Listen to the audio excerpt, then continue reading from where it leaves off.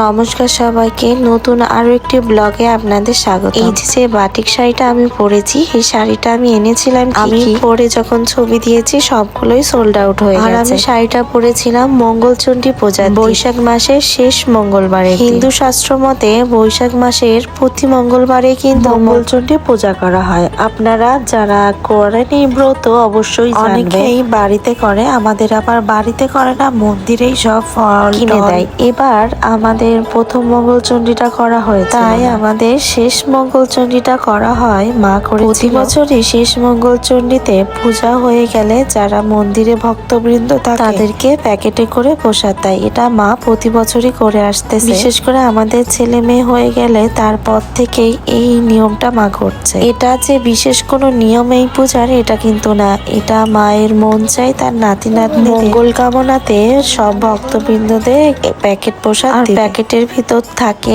লুচি, ডাল, মিষ্টি, এগুলো। আর মন্দিরে যেয়ে দেখতে পেলাম শিব ঠাকুর বানিয়েছে, কি সুন্দর লাগছে। এই শিব ঠাকুরটাকে দেখে আপনাদের কোন শিব ঠাকুরের কথা মনে পড়ছে বলতে পারবেন? আমার তো প্রথম দেখাতেই মনে পড়েছে প্রিয়দের বাড়িতে যে শিব ঠাকুরটা আছে সেই। এই যে দেখুন প্রসাদ দিতে বসে গেছি আমরা, আর ছেলে মেয়েগুলো যাওয়ার সাথে সাথে এত দৌড়াদৌড়ি করে ঘেমেছে, অস্থির করে তুলেছে। প্রসাদ দেওয়ার সময় তারা হুজ্জতে শুরু করেছে, তাই সেভাবে কোনো ভিডিও করতে পারিনি। তারপর আমরা ছেলে মেয়ে নিয়ে চলে আসতে বাধ্য হয়েছি, ওরা এত হুজ্জতে করছিল। মা বসেছিল সবাইকে প্রসাদ দিতে।